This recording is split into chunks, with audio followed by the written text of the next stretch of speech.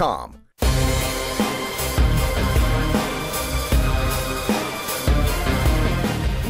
As marijuana moves into the mainstream, more filmmakers are taking a look at all aspects of cannabis culture. These days, marijuana movies are about more than hiding from Sergeant Stadenko or trying to get to White Castle for the munchies. Join with us as we explore the latest in the cannabis cinema.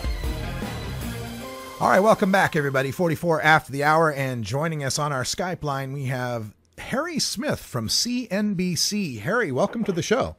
How are you doing today? I'm doing fantastic. It's great to speak with you, and thanks for reaching out to us here at the Russ Belville Show. Happy to do it. All right. Well, Happy New Year. And of course, for the new year, you guys get to be the New Year's baby as far as new marijuana documentaries. The show is Marijuana Country, the Cannabis Boom. Tell us about this newest iteration of these series you've been doing. Well, we did an hour documentary earlier in 2014, in February of 2014, sort of documenting the rollout of recreational marijuana in Colorado.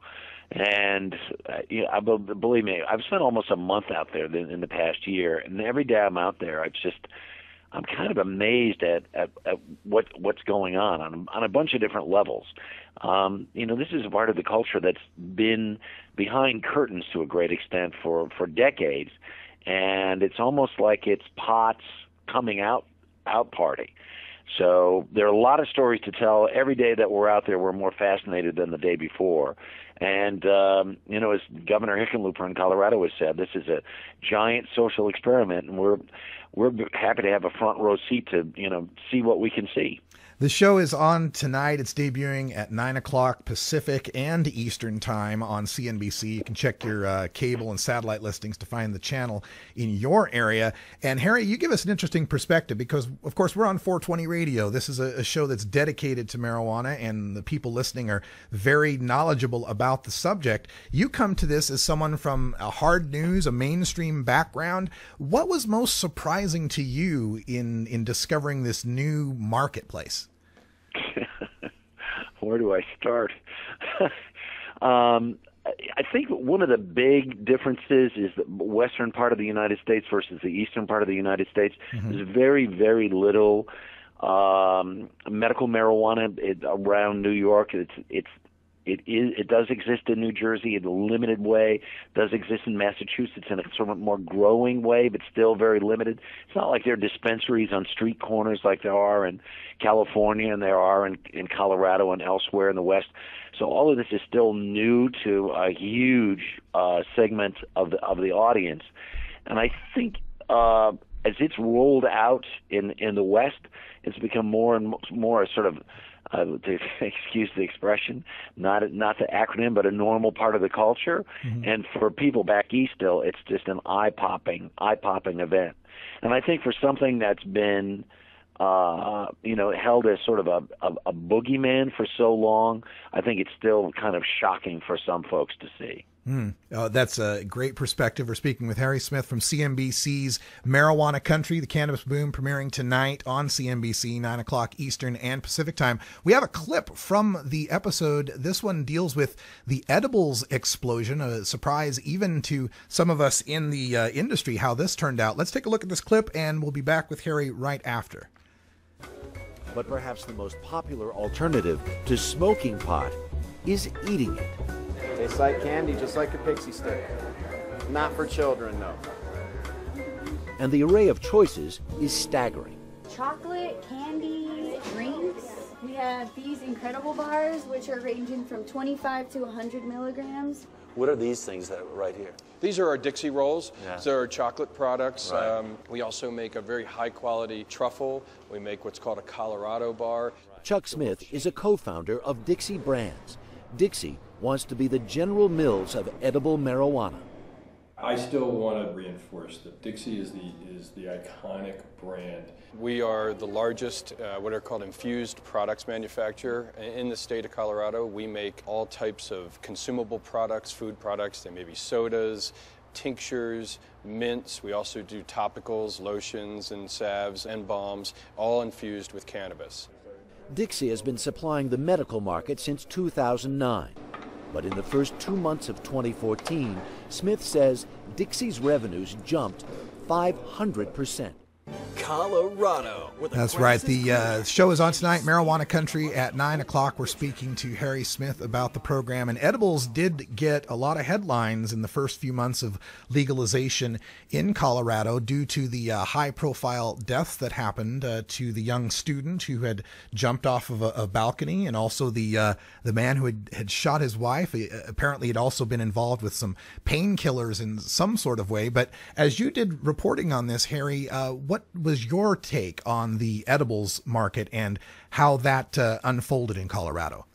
I think the sort of other real general issue with the edibles was you get people coming off of airplanes. And listen, we've stood in dispensaries for days and days at a time and watched bud tenders very carefully walk people through, this is what you need to do, this is what you can take, have you ever tried this before, when was the last time, et cetera, et cetera. People are very mindful of people we met who work behind the counters. But if people come in from out of state who haven't used cannabis in years, they take it back to their hotel room, they take a bite, it's 20 minutes later, I don't feel anything, it's 40 minutes later, I don't feel anything, they take another bite and another bite, and the next thing you know, the whole thing's gone. That's a lot of milligrams in a very short amount of time, and for a system that's not used to it, folks have ended up in very uncomfortable positions. So as a result, you see a lot of kind of pushback from regulators. You see a lot of real efforts to cooperate within the edibles industry. So that's one of those things that I think is still, kind of a work in progress. You've got people within aspects of government who would like to see that, would even like to see it shut down. State statute says it includes the opportunity for edibles to exist. So that's unlikely that that's going to happen. But I think that's still in a bit of a push and pull sort of situation. I think the industry has also done a good job in trying to educate the public to say, this is not a brownie at your frat house 30 years ago. This is a different thing altogether. Right. And, of course, we're based here in Portland, Oregon, where we've just passed marijuana legalization. And here through 2015 is where we're putting together the regulations for the system. I would argue that an unintended consequence of not having a public, say, like a pot bar or a place where people could smoke in a public gathering situation has led to this consequence of saying, well, if I can't smoke in my hotel room, maybe I'll try an edible. Did anyone bring that up? No, I haven't really heard that, as an argument.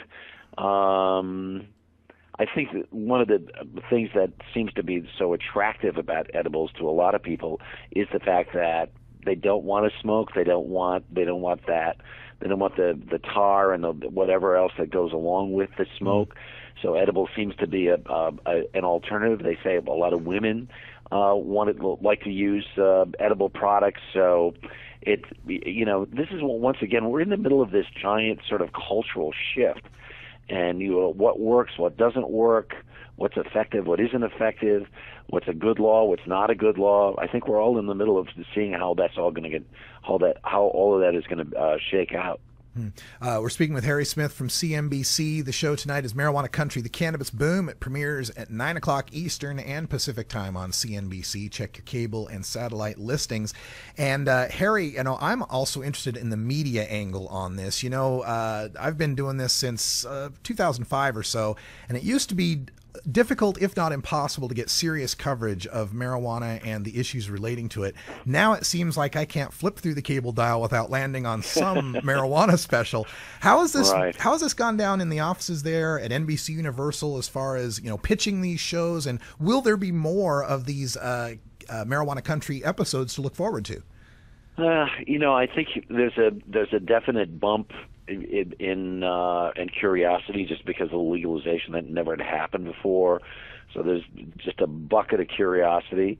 You put these shows on, and guess what? People watch, because even people in places where there is no medical or even the prospect of legalization are very, very curious about it. It's sort of like the new thing, and so people are going to pay attention. I don't know if this is going to go on, but certainly, we know statistically there's growth in the number of people who are are using cannabis. Demographically, you look at the support for legalization, that goes with a younger demographic that's growing in the country. So this is it's all part of the future. Yeah, and I saw a T-shirt once that said, "If you don't like marijuana, you're not going to like the future." So that may be coming true. Harry, I'm also curious about this. As a journalist, as someone who comes from a hard news background, you're dedicated to presenting a fair and accurate picture. To be objective about this. Mm-hmm. And from what I've seen of these documentaries that you've been on, they've been very. I've been pleased with them from my perspective as a marijuana reformer. Have you heard from the other side? Have you heard from the prohibitionist side or the rehab side? Have they complained? What's their take on these documentaries?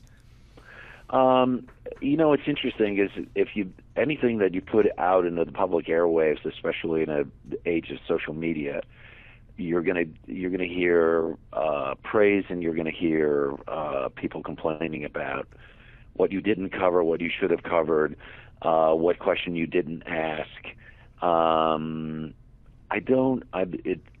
I feel like I've got, because since going back there this year and spending almost a month there, I don't use it. I tried not even to touch the stuff. And I just want to have a degree of deniability to say, you're getting my reporting as it exists, as best as I see it from my years of experience. I'm not here as an advocate or not an advocate.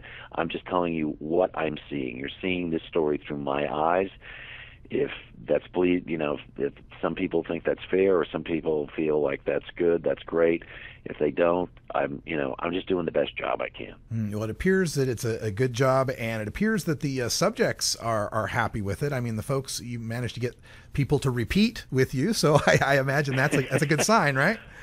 Well, it is interesting because several of the people that we've talked to in the industry, that we've talked with several times over this past year, when we call back and say we want to have another conversation, they seem more than willing to have that conversation. But they're also, highly motivated to get their side of the story out.